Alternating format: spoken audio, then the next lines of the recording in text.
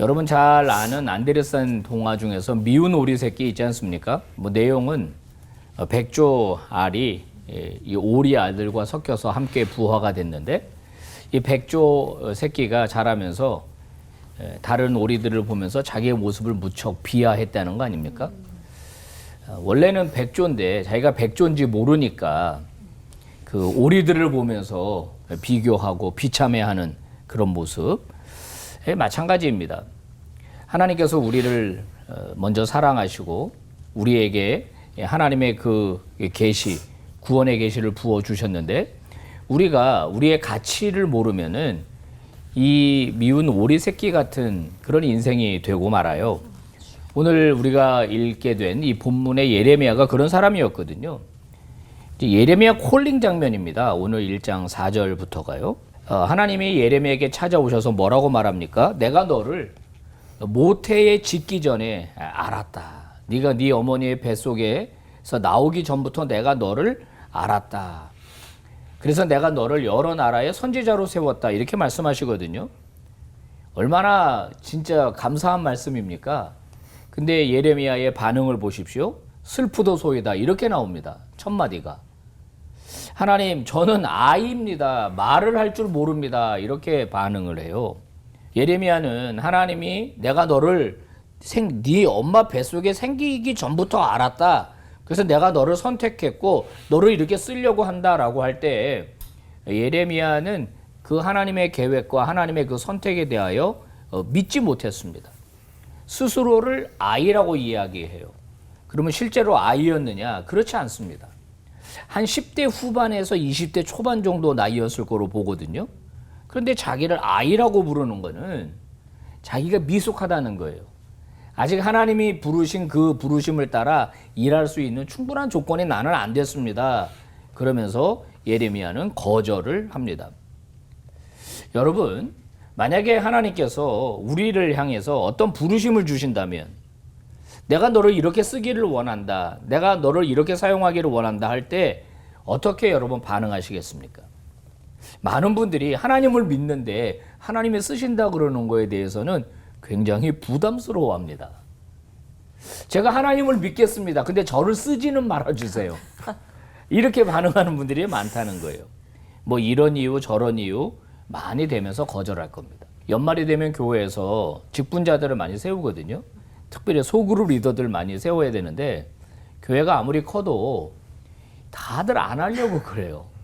이유가 굉장히 많습니다.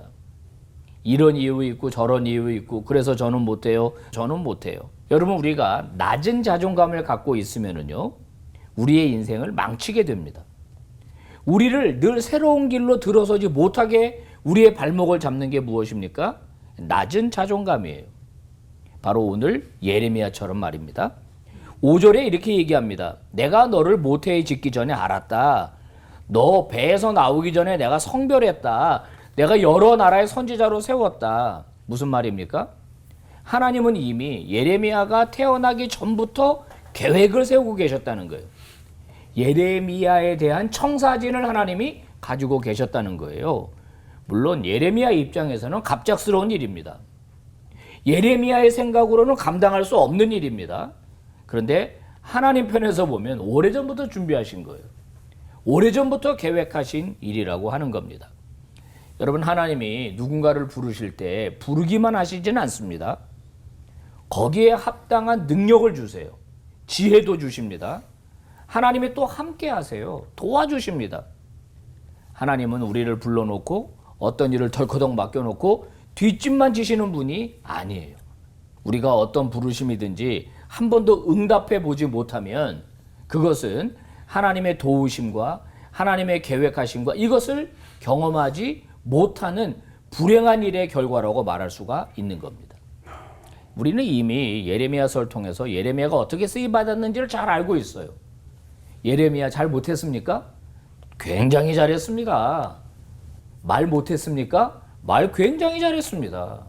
오늘 찬송가 90장 주 예수 내가 알기 전 주 예수 내가 알기 전에 주님은 먼저 계획이 있었어요. 나를 사랑하셨어요. 우리 하나님은 다 알고 계신다라고 하는 거예요. 그러니 내 마음속에 성령께서 어떤 마음을 주시고 하나님이 어떤 부르심을 주셨을 때 빼지 마십시오. 못한다고 하지 마십시오. 한번 시작해 보세요. 뿌리라고 하는 소설을 쓴 알렉스 헤일리라고 하는 사람의 사무실에는 희한한 그림이 하나 걸려 있었다지 않습니까? 그림에는 거북이가 높은 담에 올라가 있는 그런 그림이었다는 거예요. 사람들이 희한해하지 않습니까? 아, 저 그림이 저게 뭐예요? 왜 저걸 걸어놨어요?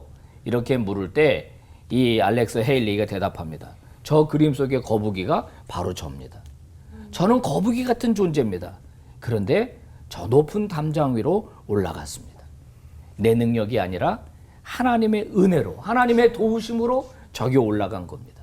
저는 그걸 잊지 않기 위해서 이 그림을 언제나 제 사무실에 걸어놓습니다. 하나님의 부르심에 순종하면 그 길을 걷다 보면 어느새 나도 모르는 놀라운 일을 내가 하고 있는 것을 발견하게 될 겁니다. 내가 가둬놓는 나의 껍질을 깨고 그 이상으로 놀랍게 변화되어 있는 나를 발견하게 될 겁니다. 사랑하는 시청자 여러분, 하나님의 음성에 순종하시기를 바랍니다. 그러면 당신의 인생에 놀라운 일이 벌어집니다. 지금까지 하나님은 수많은 사람을 그렇게 사용하셨어요. 주 예수 내가 알기 전 그분이 먼저 나를 알고 나를 사랑하셨습니다. 그리고 나를 부르고 계십니다. 그 주님의 초청에 응답하는 믿음의 종들이 되시기를 바랍니다. 아멘. 기도하겠습니다. 하나님 감사합니다. 이제 말씀 앞에 반응할 때 저희들 하나님 신뢰하고 그 부르심 따라 한번 걸어가 보고 그래서 만나는 기쁨, 그래서 만나는 복, 그래서 만나는 위대한 일들을 우리 인생에서 경험하게 하옵소서. 아멘. 예수님 이름으로 기도 올리옵나이다. 아멘. 아멘. 말씀 듣다 보니까 또 울컥해지는데요. 이 대목도 말씀 들으면서 정말 은혜가 되는 한 구절인 것 같아요. 내 몸과 마음을 바쳐서 끝까지 충성하리. 김한원 목사님. 네. 목사님 눈 질끈 감으셨어요. 네. 목사님이 하나님의 부르심을 거절한 적이 있다고 하셨었잖아요. 이제 그 이후에 몸과 마음을 바쳐서 지금 정말 충성하고 계신지 말씀을 좀 해주시면 좋겠습니다. 눈을 뜨시고. 네. 신학을 하고 목사가 되고 난 다음에 성경을 통해서 발견하게 된 중요한 사실은 하나님은 누군가를 늘 부르신다는 거였어요. 하나님은 누군가를 늘 부르신다. 그리고 그에게 어떤 일을 맡기신다 하는 거예요. 그 일이 크던 작던 그것과 상관없이 그러니까 늘 부르심 그리고 나는 응답해야 되는 그런 장면에 우리는 도달하게 되는 거죠.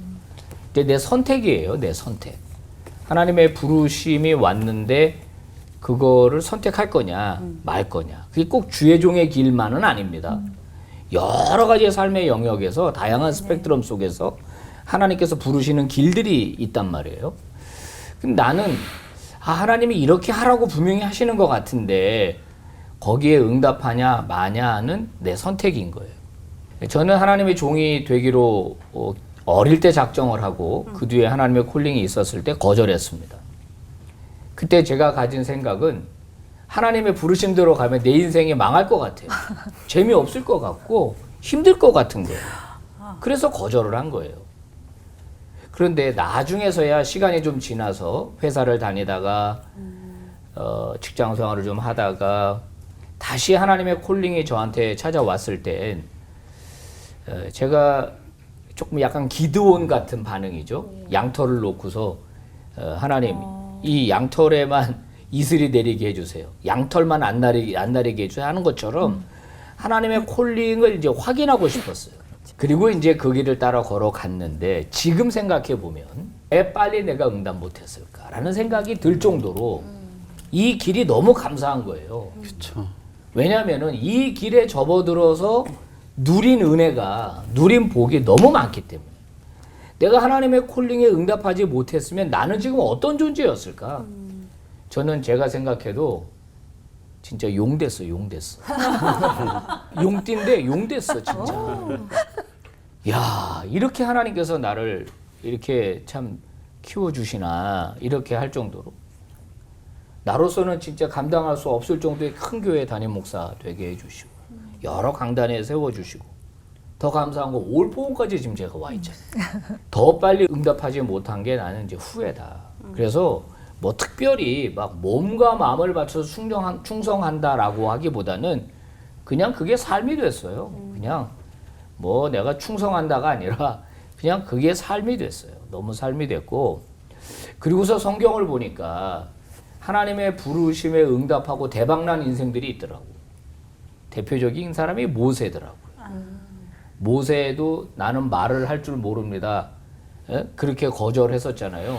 못하긴 뭘 못해. 너무 잘해. 신명기가 다 모세 설교야. 뭐 이렇게 길게 해, 설교를. 못하긴 뭘 못해. 막 6번, 7번씩이나 하나님의 콜링을 거절했던 자였지만 그가 얼마나 위대한 사람이었습니까?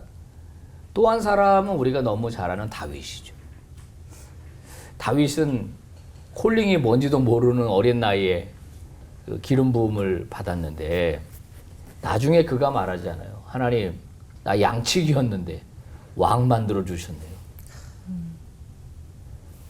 나 양치기였는데 하나님이 나 왕 만들어 주셨네요. 이런 고백이 나오거든요. 그러니까 하나님의 부르심은 우리를 힘들게 하려고 하는 게 절대 아니다. 그래서 저도 마찬가지지만 시청자 여러분 모두 마찬가지거든요. 분명히 성령께서 여러분의 마음속에 무엇인가 말씀하실 겁니다. 그때 그게 하나님의 음성이라고 확인이 되면 거절하지 마십시오.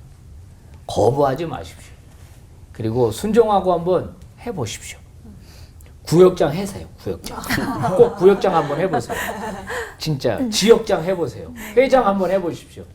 교회 안에서 놀라운 은혜를 경험하게 될 것입니다. 감사합니다. 예. 네, 저는